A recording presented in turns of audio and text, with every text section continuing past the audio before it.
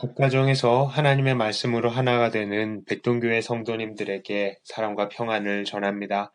오늘 함께 나누실 말씀은 고린도 후서 8장의 말씀입니다. 먼저 1절부터 6절까지의 말씀을 읽습니다. 형제들아, 하나님께서 마게도냐 교회들에게 주신 은혜를 우리가 너희에게 알리노니 환난의 많은 시련 가운데서 그들의 넘치는 기쁨과 극심한 가난이 그들의 풍성한 연보를 넘치도록 하게 하였느니라. 내가 증언하노니 그들이 힘대로 할 뿐 아니라 힘에 지나도록 자원하여 이 은혜와 성도 섬기는 일에 참여함에 대하여 우리에게 간절히 구하니 우리가 바라던 것뿐 아니라 그들이 먼저 자신을 주께 드리고 또 하나님의 뜻을 따라 우리에게 주었도다. 그러므로 우리가 디도를 권하여 그가 임히 너희 가운데서 시작하였은즉 이 은혜를 그대로 성취하게 하라 하였노라. 이제 바울은 고린도 교회에게 헌금에 대한 이야기를 합니다. 왜냐하면 당시 예루살렘 교회에 흉년이 들었기 때문에 각지에서 예루살렘 교회를 돕기 위해서 헌금을 보내야 했기 때문입니다. 바울은 고린도 교회에게 헌금에 대해서 이야기하되 마게도니아 교회에 대해서 먼저 이야기를 합니다.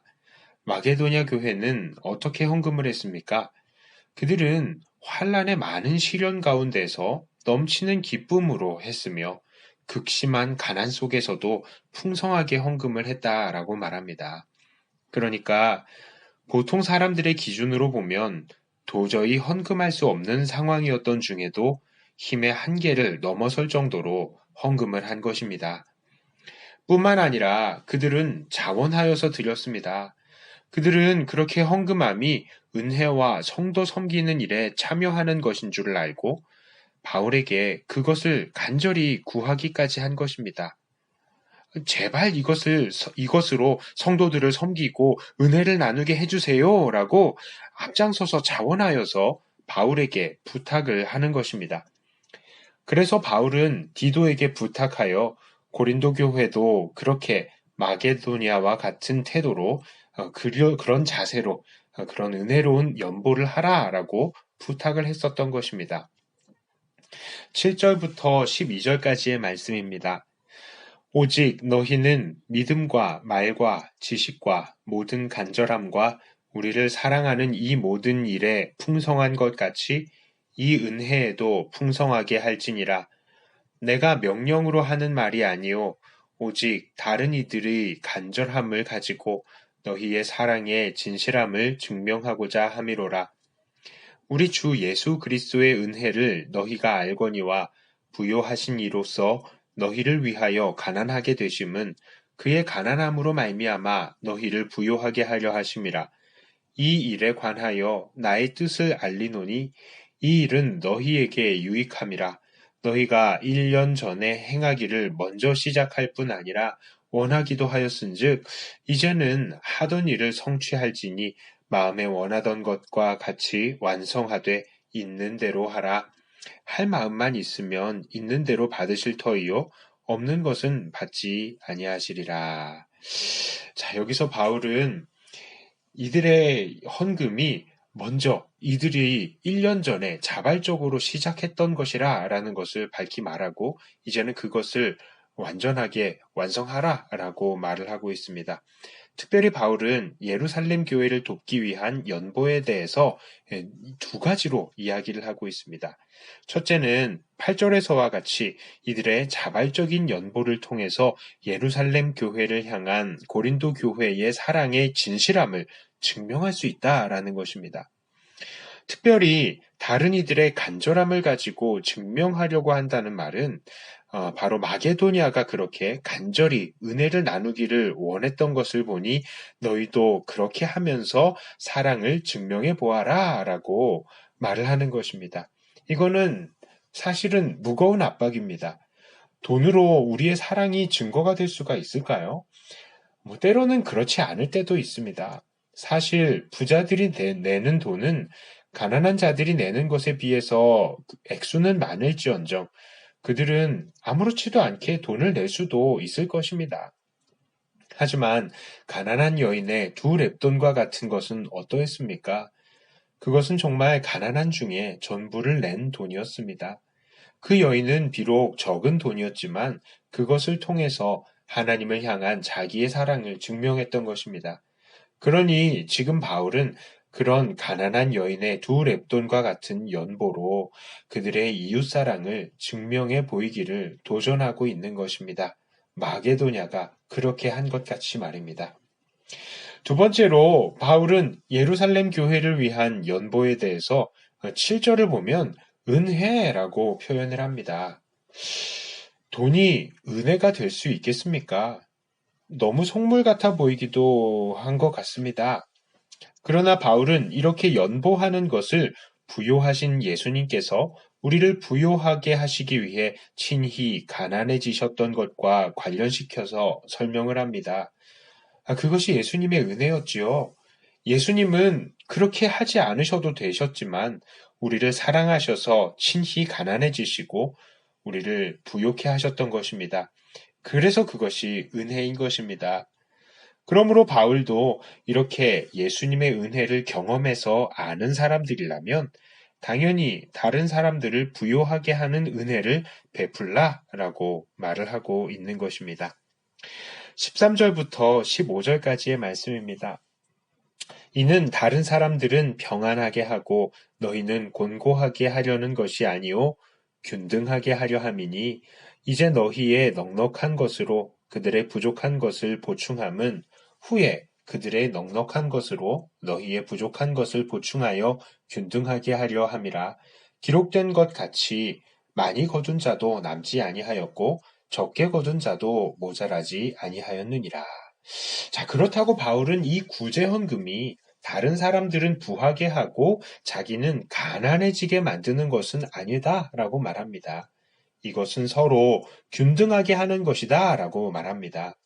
어떤 사람들은 이 말씀을 보고 야, 기독교가 공산주의냐? 이렇게 말할 사람도 있을지도 모르겠습니다. 물론 성경의 이런 모습들을 보고 사회주의 그리고 더 나아가서 공산주의가 영향을 받은 것도 사실입니다. 하지만 이런 성경의 원리와 공산주의에는 큰 차이가 있습니다. 그 큰 차이는 바로 자발성입니다. 공산주의는 소득의 분배에 있어서 강제성을 갖습니다. 어떤 면에서 본다면 이것은 내가 벌고도 돈을 빼앗기는 것을 말하는 것이죠. 그러나 오늘 본문에서 말하는 균등하게 함이라는 것은 무엇입니까? 이것은 자발적인 나눔입니다. 나만 잘 먹고 잘 살기가 안타깝고 내가 받은 은혜를 나누고 싶어서 그 받은 것을 기쁨으로 자발적으로 나누어 주는 것이 바로 성경의 균등하게 함, 바로 그 성경의 나눔인 것입니다. 그러니까 우리들의 이 나눔은 공산주의의 나눔과는 질적으로 차이가 있는 것입니다. 오늘 여기에서 우리는 이 사회가 더욱 아름다워지는 비결을 볼 수 있습니다. 이 세상은 어떠한 정치 체계로 더 좋아질 수가 없는 것입니다. 아무리 제도가 좋아도 세상이 나아지지는 않습니다. 그 이유는 바로 사람들이 악하기 때문입니다. 자유주의 시장 경제 체제는 참 좋은 제도입니다. 하지만 그 체제 속에서도 큰 빈부의 격차가 나기도 하고 또 가난한 사람들이 나오고 또 불만을 가진 사람들이 나오기 마련입니다. 왜 그렇습니까? 사람들이 악하기 때문입니다. 누군가 능력 있는 사람들은 다른 사람들의 돈을 다 쓸어가고 싶어 하고 또한 가난한 사람들은 자기는 패배자라고 생각하면서 돈 있는 사람들에 대해서 불만을 표시하게 되는 것입니다. 그렇다면 사회주의는 어떻습니까? 이것도 이상적으로는 너무나 좋은 것이죠. 모두 다 공평하게 잘 살면 얼마나 좋아 보입니까? 그러나 이것도 이루어질 수 없는 일입니다. 왜 그렇습니까? 사람들이 악하기 때문입니다. 사회주의 체제 속에서도 강제적인 부를 빼앗긴 사람들은 그 일하는 보람이 없어지니까 일할 의욕이 생기지 않는 것이고요. 또한 게으른 사람들은 일하지 않고 먹고 살기를 바라기 때문에 이 사회가 제대로 돌아갈 수가 없게 되는 것입니다. 그렇습니다. 이게 전부 다 사람이 악해서 그런 것이지 어떠한 체제가 완벽하지 못해서 그런 것은 아닙니다. 그렇기 때문에 우리에게는 복음이 필요한 것입니다. 우리에게 복음이 들어올 때에 우리는 맡겨진 일들이 내 소명인 줄을 알고 최선을 다하게 되며 우리가 벌어들인 것들을 가지고 이웃을 위해서 기쁜 마음으로 자발적으로 나누며 우리가 받은 은혜를 나눌 수 있게 되는 것입니다. 그러니 우리는 우리 사회가 더 좋아지게 하기 위해서 해야 할 것이 있습니다. 그것이 바로 어떻게 해서든지 예수 제대로 믿는 사람들을 만들어내는 것입니다. 기억하셔야 됩니다. 우리들 예수 믿는 사람들은 최선을 다해서 벌고 은혜롭고 자발적으로 나누어주는 복음에 속한 사람들이지 자본주의자나 공산주의자와 같은 어떠한 정치 체계에 속한 사람들이 아니라는 것입니다. 우리들은 예수님의 사람입니다. 이제 16절부터 24절까지의 말씀을 나누어 봅니다. 너희를 위하여 같은 간절함을 디도의 마음에도 주시는 하나님께 감사하노니 그가 권함을 받고 더욱 간절함으로 자원하여 너희에게 나아갔고 또 그와 함께 그 형제를 보내었으니 이 사람은 복음으로써 모든 교회에게서 칭찬을 받는 자요 이뿐 아니라 그는 동일한 주의 영광과 우리의 원을 나타내기 위하여 여러 교회의 택함을 받아 우리가 맡은 은혜의 일로 우리와 동행하는 자라. 이것을 조심함은 우리가 맡은 이 거액의 연보에 대하여 아무도 우리를 비방하지 못하게 하려 함이니 이는 우리가 주 앞에서뿐 아니라 사람 앞에서도 선한 일에 조심하려 함이라. 또 그들과 함께 우리의 한 형제를 보내었노니 우리는 그가 여러 가지 일에 간절한 것을 여러 번 확인하였거니와 이제 그가 너희를 크게 믿음으로 더욱 간절하니라. 디도로 말하면 나의 동료요 너희를 위한 나의 동역자요 우리 형제들로 말하면 여러 교회의 사자들이요 그리스도의 영광이니라. 그러므로 너희는 여러 교회 앞에서 너희의 사랑과 너희에 대한 우리 자랑의 증거를 그들에게 보이라. 아멘. 자, 이제 바울은 고린도 교회에게 다시 보내는 사람들에 대해서 소개하고 있습니다. 바로 디도와 그 이외의 두 사람입니다. 디도는 어떤 사람이라고 합니까? 그는 안 그래도 고린도 교회에 대한 간절한 마음이 있었는데 이제는 권함을 받고 더욱 간절한 마음으로 자원한 사람이다 라고 말을 합니다. 또 다른 형제는 정확하게 이름이 언급이 되지 않았습니다. 복음으로 인해서 모든 교회에 칭찬을 받는 사람이다 라고 말을 합니다. 복음을 잘 전했던 사람이라고 생각이 됩니다. 게다가 이 사람은 여러 교회에서 택함을 받았다라고 하는데 이 택함이라는 말은 투표로 선출된 것을 의미합니다. 그러니 이 사람은 결코 사사로운 사람이 아니며 누군가 개개인에 의해 좌지우지되는 사람이 아닌 공신력이 있는 사람인 것입니다.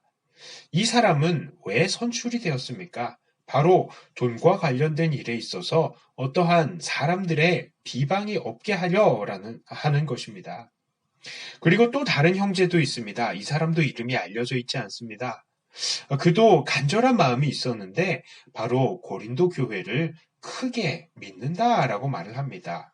여기에서 믿음이란 말은 우리가 예수님을 믿는다라고 할 때의 그런 믿음이 아니라 기대하고 의존하는 것을 말합니다. 그러니까 고린도 교회가 정말 하나님의 교회로서 그 은혜를 기꺼이 나눌 것으로 기대하는 사람이다라는 말입니다.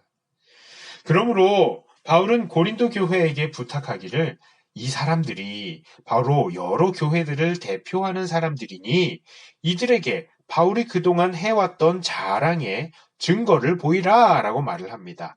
사랑하는 교회요, 은혜를 나눌 줄 아는 교회라는 증거를 보이라 라는 말입니다.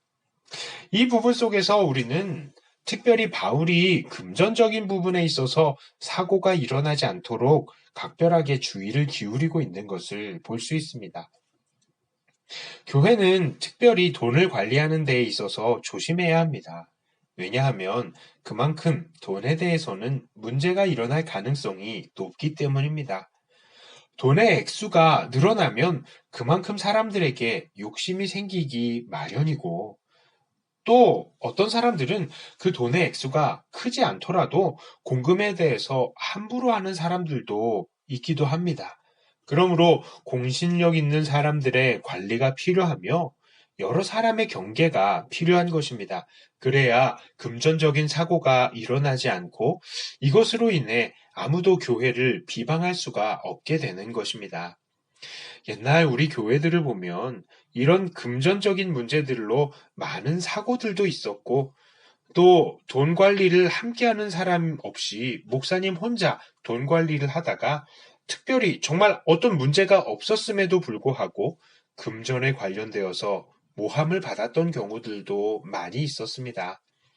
그러므로 우리 교회는 금전적인 부분에 있어서도 서로를 도와서 문제 없는 교회가 되게 해야 하며, 정말 모든 성도님들이 정성으로 들인 돈이 그 목적에 정확하게 사용될 수 있도록 해야 할 것입니다. 자, 이제 말씀을 정리하면서 적용해 봅니다. 사도 바울은 고린도 교회에게 예루살렘 교회를 위한 연보를 자발적으로 드리되, 그들이 예수님으로 인해 받은 은혜를 생각하며 그들과 균등해지고 또 그것을 통해서 고린도 교회의 사랑을 증거하라 라고 말합니다. 고린도 교회를 향한 바울의 도전은 오늘날 우리들에게도 여전히 적용될 수 있습니다. 오늘날 우리들에게도 어려움을 당한 교회들과 믿음의 형제자매들이 많이 있습니다. 우리도 이들에게 물질적으로 우리가 받은 은혜를 표현할 줄 알아야 합니다. 이것은 꼭 교회에 구제 헌금을 하라는 말은 아닙니다. 예전에야 은행이 발달하지 못했고 정보가 발달하지 못해서 교회가 구제의 중심이 되었지만, 오늘날 우리들은 개인적으로도 얼마든지 이렇게 어려운 형제들을 도울 수 있는 것입니다. 또 멀리 다른 지역을 찾지 않더라도 우리는 우리 교회 안에서도 어려운 형제들을 찾을 수 있으며 우리는 그들을 또 도울 수 있는 것입니다. 그러나 이렇게 돕고도 더욱 돕기를 원하시는 분들, 그리고 교회의 이름으로 더 풍성한 은혜를 이웃들에게 나누기를 원하시는 분들은 구제 헌금을 하시면 아주 좋습니다. 그렇게 되면 어려운 교회들도 도울 수 있고 그 어려운 지역에서도 복음이 왕성히 전파될 수 있도록 할 수 있게 되는 것입니다. 자, 이렇게 오늘은 물질에 관해서 말씀을 나누어 보았습니다.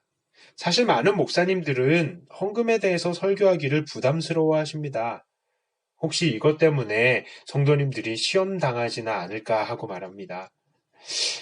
바울도 아마 그러했을 것입니다. 그러나 바울은 담대하게 자발적으로 받은 은혜를 생각하면서 다른 사람들과 균등해질 것을 도전합니다. 왜 그래야 한다고 했습니까?